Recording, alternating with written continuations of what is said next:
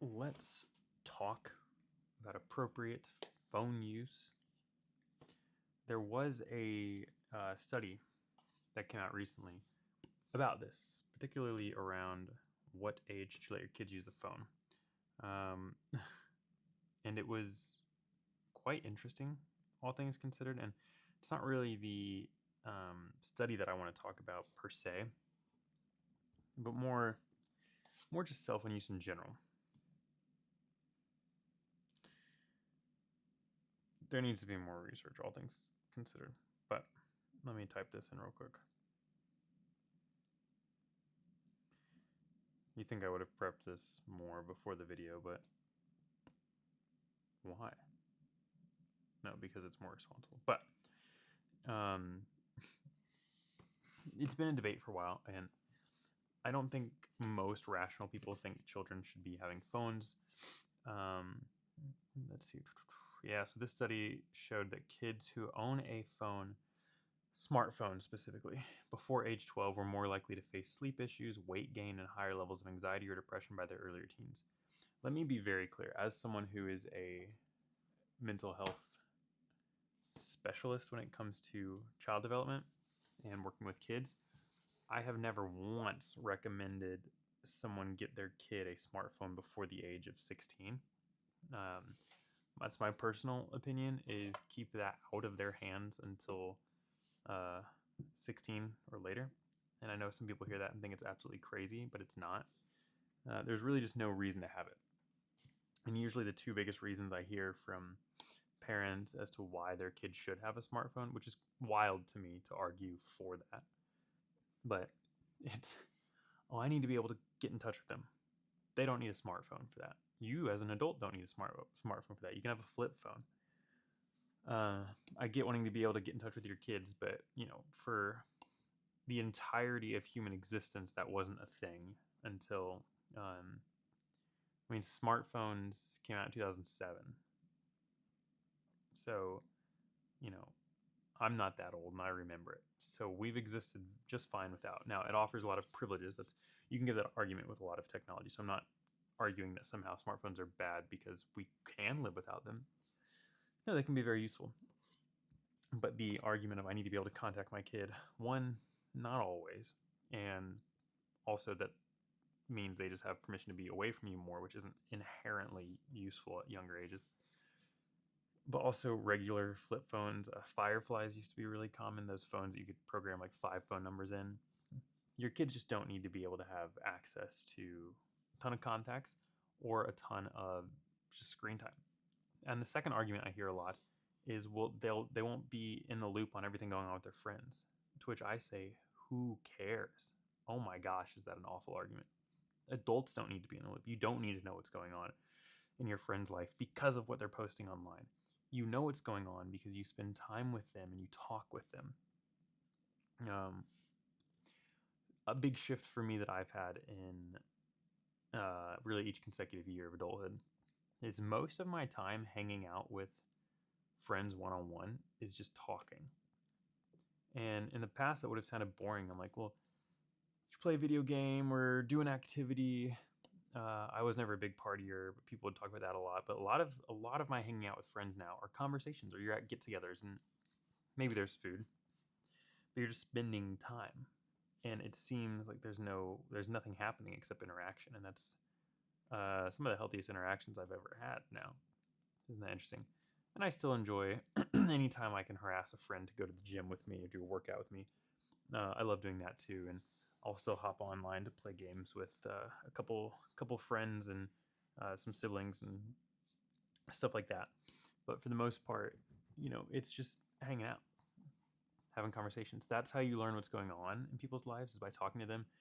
You don't really learn through Snapchat and Facebook and Instagram, and people don't really use YouTube for that stuff, or all Twitter, all this stuff. I'm obviously not well versed, but and when we are learning from that, it's usually not very helpful. We're getting very edited versions of it, versus a 90-minute conversation with someone is quite something. I mean, to think about the significance during the last election of both Donald Trump and JD Vance going on Joe Rogan's podcast. I know that's a weighted sentence as it is, but putting someone in a position where they have to just talk in a live recording that goes nonstop for like 3 hours, it's really hard to be super fake in that. I know you can be a fake version of yourself a lot of times, but it's not just going to be a snapshot. It's not going to be a scripted thing. It's not going to be an edited video.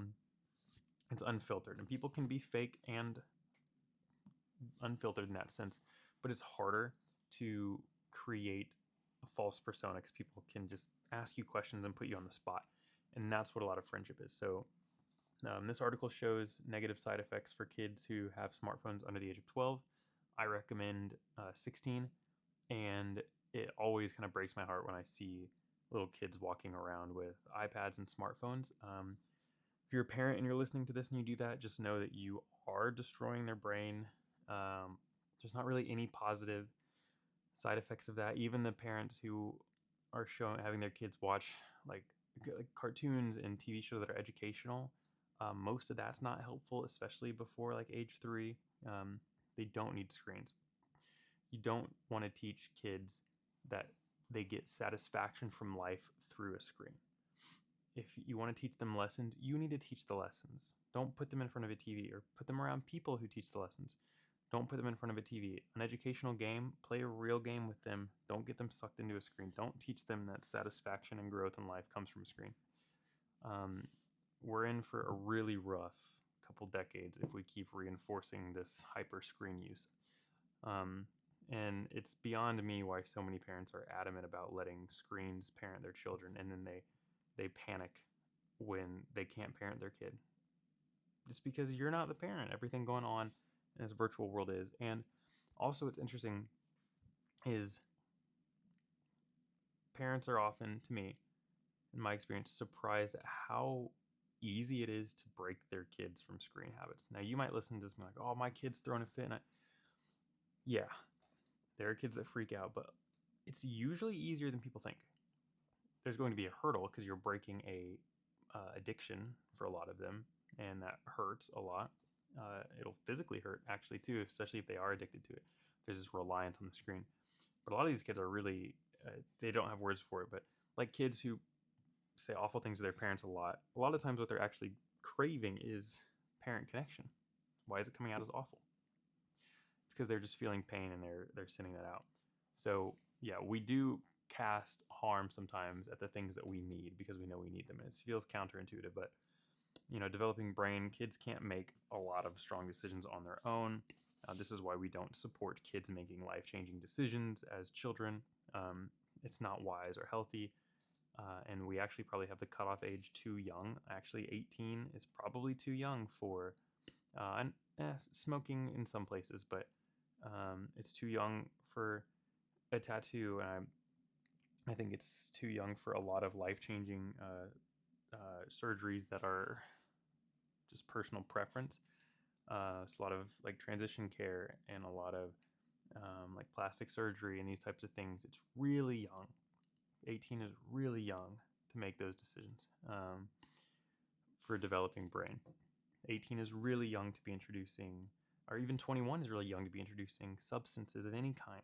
I don't think the drinking age. I'm over here just like throwing myself under the bus with all these age restrictions.